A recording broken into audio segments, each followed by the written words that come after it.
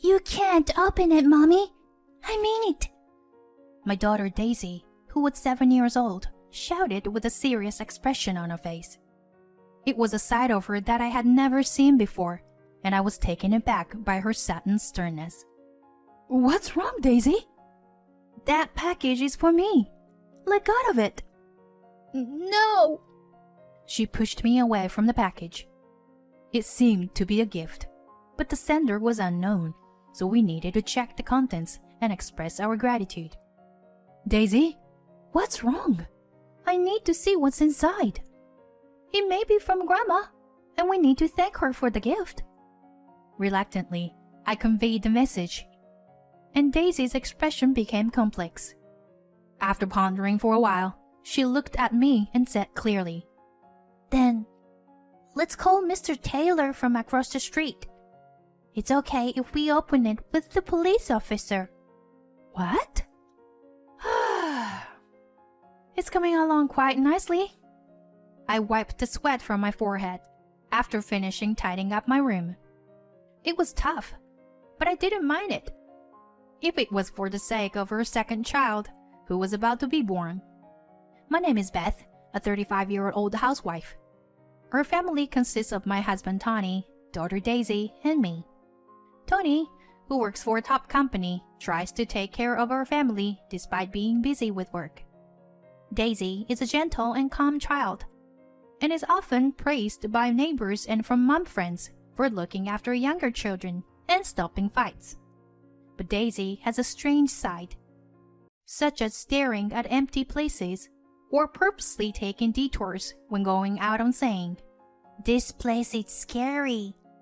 Other than that, she is a perfectly normal and healthy daughter. I'm currently a housewife supporting my family, and I'm happy that we will soon be welcoming our second child. Every day is enjoyable, and there are no worries in our household. One day, while holding my belly and going down the stairs, I saw a figure outside the door and let out a sigh upon recognizing the silhouette. Beth, are you here? Yes, I'm coming. My recent worry has been my mother-in-law. She was born into a wealthy family and spoils her only son Tony. When we moved into our new home, she purposely moved nearby. Since then, she comes to our house almost every day, attacking me with criticism and leaving. When I welcomed my mother-in-law into the room, she, as usual, clicked her tongue in the living room. This room is messy as always. These are Daisy's toys, right? As a mother, you should make her clean up immediately.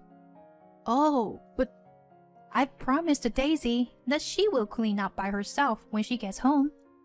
What kind of tone is that?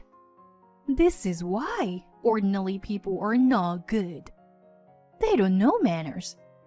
Your words are much more ill-mannered. Of course, I couldn't say that, and made tea in silence. My mother-in-law wanted Tony to marry a woman from a similar background, and who believed that women should bear male children and take care of the house. So her treatment towards me was harsh. I wish my mother-in-law's attitude were different, so we could have a more enjoyable life. That night, when I told Tony about my mother-in-law, he frowned his eyebrows and got angry. My mom's still saying that sort of thing. Okay, I'll talk to her. But it's okay. Our life together is more important to me. The next day, Tony went to his mother's house and talked to her.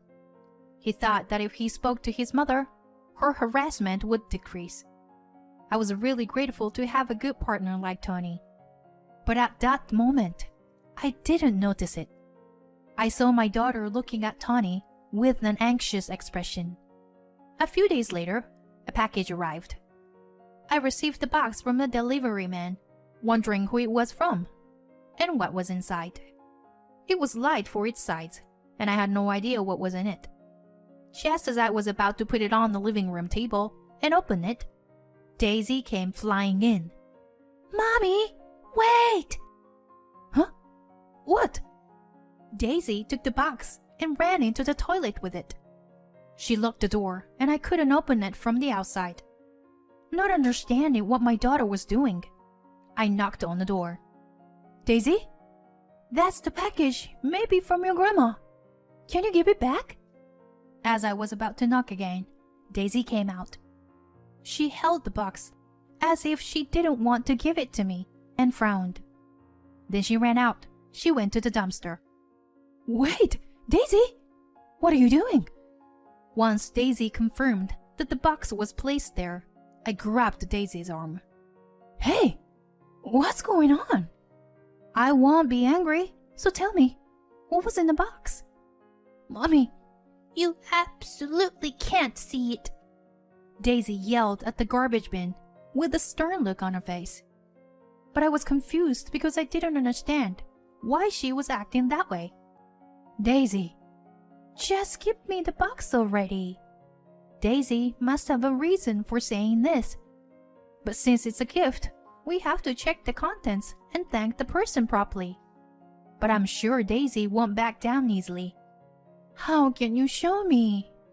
It may be from Grandma, and we need to thank her for the gift. Reluctantly, Daisy made a complicated expression and then told me clearly after a moment of hesitation. Then call Mr. Taylor from across the street. It's okay if we open it with the police. Daisy fell silent after saying that. Reluctantly, I went to Mr. Taylor's house and explained the situation. Mr. Taylor kindly agreed to help and opened the box together with us. Daisy still looked nervous. As soon as Mr. Taylor opened the box and saw the contents, we froze. What the? As soon as I saw the contents of the box, I almost collapsed. It was filled with the brim with cars. All of the cars was stained with reddish-black dirt. No, it wasn't dirt. It was blood. As I looked closer, I could see words written on the cards. Each one of them was a message wishing for the unborn child's misfortune. I understand the meaning of the words, but my mind is refusing to comprehend it. Linking the scene in front of me with memories I don't want to remember. My breathing became shallow and everything went dark. I lost consciousness. Later on, Mr. Taylor and Daisy carried me back home. The box and its contents were checked by the police. It turned out that those red black letters were written in fish blood. Mr. Taylor suggested that we file a report, so I think the culprit will eventually be caught. But the emotional scars will take some time to heal. I lay on my bed and thought back to the past. When I was in junior high, someone put the bunch of death threats letter on my desk. I didn't know the reason why. Maybe it was just my turn to be excluded from the group, like other classmates before me. But that was enough to break my young heart. I couldn't bring myself to go to school after that day, and I became afraid of looking at letters written in red ink that talked about misfortunes. Hey, Beth, are you okay? Can you eat? Yeah. Thank you, honey. My husband brought tea and cookies to the bed.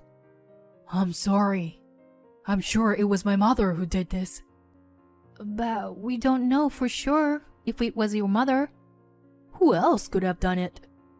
I went to complain to her, but she just brushed us off. However, I had a feeling that my mother-in-law wasn't the culprit. Although she had always been hostile to me, I didn't think she would go to such length. Besides, the way the person targeted my trauma seemed too accurate. Only my immediate family and Tawny knew about my past experience in middle school. I had an older sister named Lauren, but we hadn't kept in touch for a long time. Lauren was promiscuous and jealous. When I got married, Lauren had shown an obvious desire to take Tawny away from me. Not because she liked him, but because she was attracted to his status and backgrounds. Then I remembered that I had received an email from my childhood friend Hannah about my sister. Hannah was a neighbor, and we hadn't seen each other much since we both became a mother. However, we still kept in touch occasionally. Hannah had been a great support to me when I was being harassed, and we had bridged to help each other if needed. I remembered that Hannah had sent me an email about my sister about a month ago.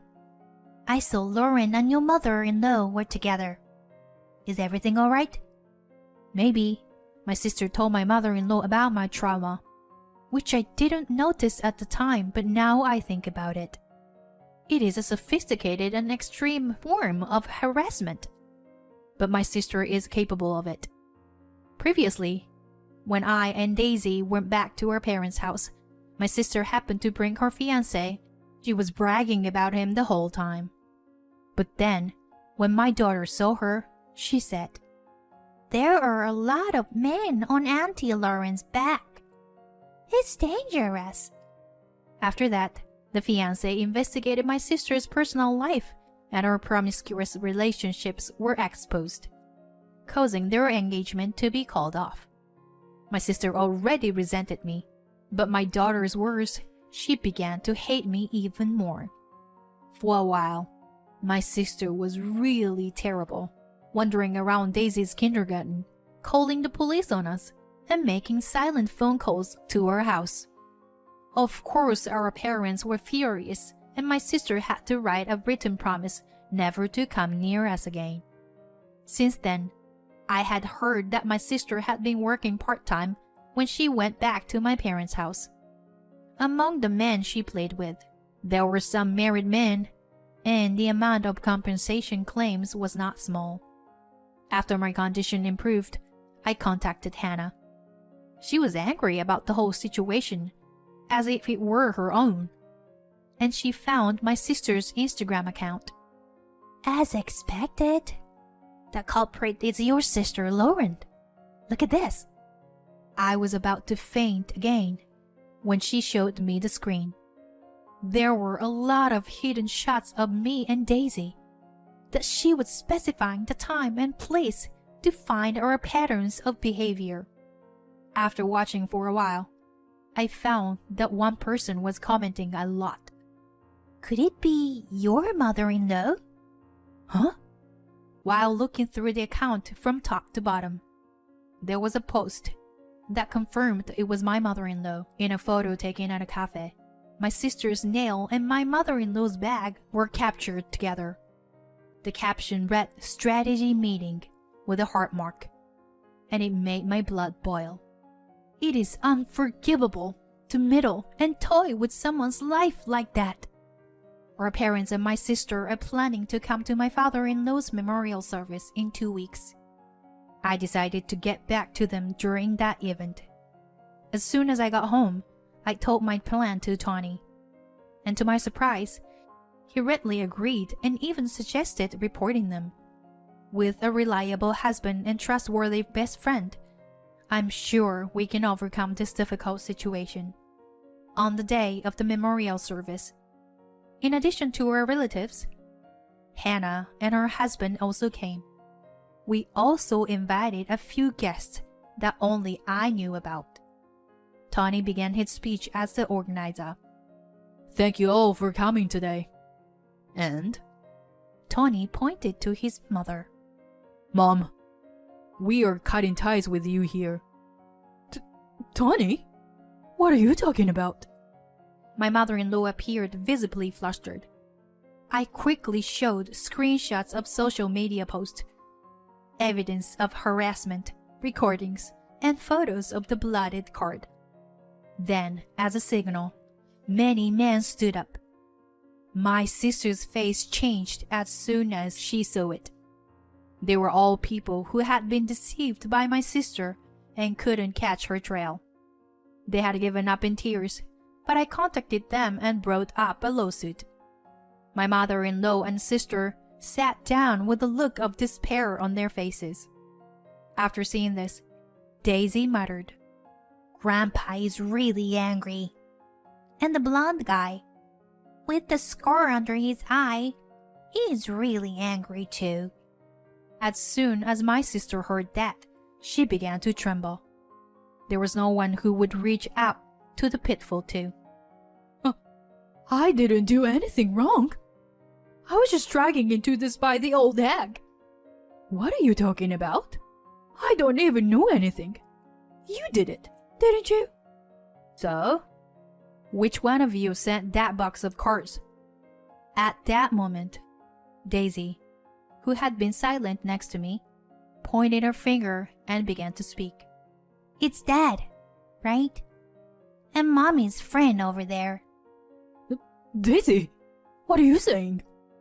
Yes, she makes no sense. Children are scary. I almost cried as I saw the two trying to deceive me. I wanted to believe it was all a lie. I didn't want to believe that the two people I trusted the most in the world were conspiring to bring me down. It's okay. I know already. Right, Tani? And Hannah? As a matter of fact, I had received a consultation from Hannah's husband. He had asked me to investigate whether Tani and Hannah were having an affair. I had requested the investigation firm just to calm myself down, even though I couldn't believe it. But the result came out, and until the moment I was shown the evidence of their affair, I still trusted them both. Actually, Daisy also once told me this. Daddy was playing with fish at night. It was really scary. Although at that time, I didn't understand the meaning of the words, she probably witnessed my husband making the blood letter cards. Recently, my daughter seemed to have sensed a sense of unrest from Tani. She said that the baby in my belly told her about it. Tani and Hannah were both pale and fell to their knees. Tani, why did you do something like this? Because both Mom and Lauren were annoying. And both you and Daisy were in my way. So, I thought if it went well, I could get rid of them all and get compensation. Disgusted with his reasoning, I instinctively slapped Tani. A few years have passed since then. Hey Jordan, it's time for dinner. Daisy brings a spoon to her little brother's mouth, who is now 2 years old. Jordan eats it happily. It's a simple scene, but a happy one. I never could have imagined such a happy scene after that incident happened. Afterward, the perpetrator Tani and Hannah were both cut off from their families. My sister and mother-in-law also suffered terrible fates. My sister was pushed by a passerby and suffered multiple bone fractures and lasting after effects. The suspect was reported to be a person who had a scar under his eye, but there are no other leads. My ex-mother-in-law developed dementia and was placed in a facility where she has nightmares every night. Tani and Hannah eventually broke up, and Hannah is now a reckless, taking out her anger on Tani for not being able to see her child.